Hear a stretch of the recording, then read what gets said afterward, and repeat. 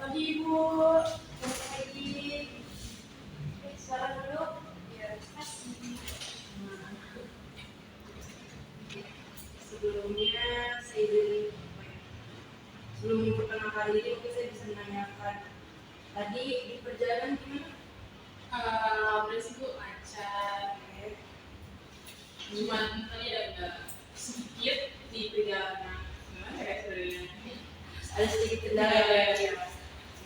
Jadi udah sempat sarapan atau gimana? Sudah. Sudah ya. Datang di jam berapa tadi kan? Kita sampai jam 10. Tadi saya datang di jam 8. Oke, jam 8. Baik ya, menurutnya. Oke. Sebelumnya saya perkenalan diri dulu. Perkenalkan nama saya Lina Sani, saya selaku HRD di rumah sakit ini. Untuk wawancara dari beberapa calon pelamar di sini, saya akan yang interview. Langsung aja ke sesuatunya. Sudah saya izin untuk Ibu Vera ya untuk mengumumkan waktu sekitar 15 menit sampai 20 menit ke depan. Jadi, oke, di depannya langsung aja karena itu ada desain wax sudah santai, Sudah. jawaban tidak ada yang sebenarnya pertanyaan, jadi kita santai aja jawab sesi pertanyaan dan juga tidak usah tegang-tegang banget ya karena ini termasuk obrolan biasa aja. Jadi selanjutnya saya disini langsung menanyakan sebelum Mbak Vera ini dari lulusan mana ya? Oke, sebelumnya perkenalkan, saya Veronica. Saya lulusan dari SMKN Negeri 28 Jakarta dengan jurusan asisten perawatan. Oke, baik. Untuk perkenalan diri juga mungkin harus dijawab terlihat ya udah. Sebelumnya izin menceritakan sedikit tentang diri Mbak Vera itu gimana sih? Oke, perkenalkan saya Ferry Kusuma. Saya lulusan dari SMKN Negeri 28 Jakarta dengan jurusan asisten perawatan. Di SMK saya termasuk siswa yang aktif yang melakukan praktek dengan baik dan selalu konsisten. Berarti untuk dari jurusan udah mendukung ya untuk masuk ke pekerjaan ini sebagai perawatan dan juga Mbak Vera berarti tidak langsung apa ya bahasanya tidak kaget lah untuk belajar perawatan di perawatan ini ya, udah sedikit tahu ilmunya. Langsung aja pertanyaan kedua nih, kenapa sih Mbak Vera tuh pengen kerja di asisten perawatan atau melanjutkan dari bidang tersebut atau memang itu cita-cita Mbak sahabat menjadi asisten perawatan? Tertarik untuk mengambil pekerjaan asisten perawatan karena saya ingin mengasah skill saya lagi di bidang perawatan ini karena agar selalu muda gitu Mbak. Kayak dari perusahaan saya terus kayak ada pekerjaan. Jadi terus melanjutkan ya. Tapi untuk cita-cita pastinya berarti itu cita-cita Mbak ya di melanjutkan perawatan ini. Oke, lanjut lagi, bisa jelasin nggak sih tugas apa aja tuh yang pernah Mbaknya lakuin saat praktik atau magang sebelumnya Mbak Vera di perusahaan sebelumnya gimana? Pengalaman saya pernah kerja di atau PKL di klinik Derawatik Analytica. Dari sana itu tugas saya mengecek tanda-tanda vital klien dan menjadi asisten dokter dan sebelumnya dan setrika alat medis dan juga mengasih obat yang sudah diresepkan oleh dokter dan itu selama 6 bulan. Dan saya juga ada di bagian home care atau misalnya caregiver di rumah klien. Di sana saya membantu kebersihan klien tersebut, kayak memandikan, terus ya ruang lingkup klien tersebut. Berarti udah pernah sebelum magang 6 bulan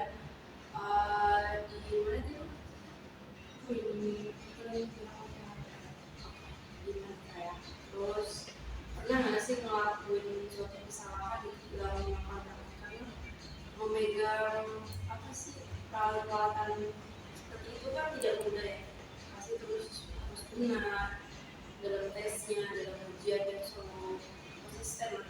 Jangan sih melakukan kesalahan. Saya pernah waktu itu aku kan menggunakan APD terutama di high school yang harusnya kayak gimana kalau misalnya kita sebagai perawat itu selalu menggunakan masker saat menghadapi klien. Dan di sana saya kelupaan menggunakan masker karena handphone di sana tuh kayak ukuran tuh pasti kan sesuai orang pasti beda. Nah di sana tuh handphonenya kecilan untuk saya dan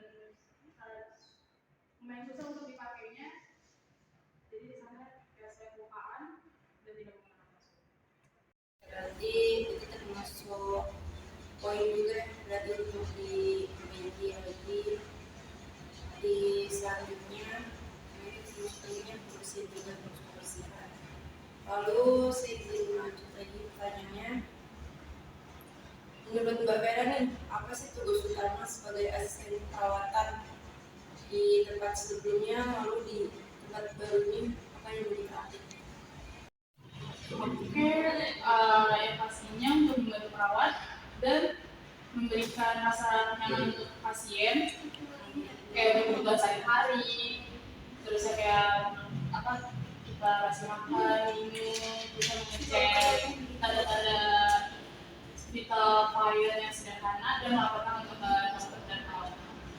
Itu selalu pastikan yang ternyaman dan terbaik untuk klien, untuk perawatan kesehatannya, ya pasti tentunya. Lalu lanjut ke pertanyaan, apa nih yang Mbak Vera lakukan jika ada pasien atau yang terlihat tidak nyaman saat melakukan, contohnya kayak anak kecil nih kan, atau ibu-ibu ada juga yang takut akan suntikan, nggak cuma anak kecil aja, gimana cara yang takut suntikan ini? Kalau misalnya itu sebelumnya pastinya kita untuk menangani pasien tersebut kayak kita misalnya kita nawari ibu dulu dan kita arahin untuk jangan melihat ke arah suntikan tersebut dan masih melurus pikirnya kayak bayangin aja itu kayak pasti digigit semut tuh nggak bakal sakit. Intinya selalu dikondisikan anak yang kita sedikit mengacu bohongan yang di semacam digigit semut tidak sakit. Kayak tahun gitu karena itu kan saya juga ngerasain sakitnya sakit. Lanjut ke pertanyaan lagi, apakah Mbak Vera bisa nih bekerja sama dengan perawat dan tenaga kesehatan yang lain? Karena dia kan orang baru gitu kan, Mbak Vera harus tiba-tiba dia juga kontribusi sama tempat lain terhadap kondisi kesehatan mungkin yang diwajibkan lebih banyak untuk kebutuhannya gitu. Oke, karena sebelumnya di masa kan saya belum pernah ada ya itu kontribusi bisa seperti itu.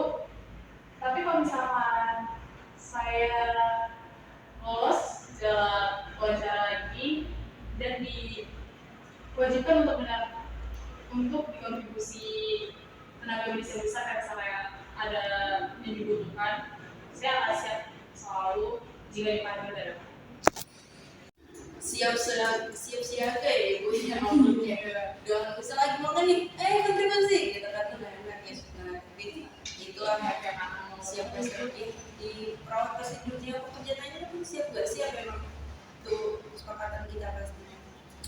Lalu oke, lanjut, bagaimana nih sikap Mbak Vera jika diberi tugas oleh perawat? Apakah ada sedikit keberatan nanti atau tetap menjalaninya dengan sebaik mungkin? kalau tahun itu saya dikasih tugas dari perawat senior, ya pasti saya akan menerima apa yang tugas saya kasih dan tidak merasa keberatan. Walaupun pasti ada pekerjaan yang lain, yang pasti akan saya selesaikan dulu dan baru saya melakukan pekerjaan yang dikasih yang utama.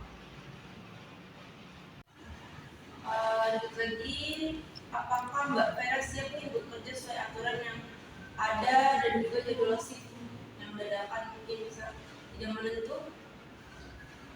Yang pasti saya siap karena menyangkut dengan kehidupan pasien juga kan ibu.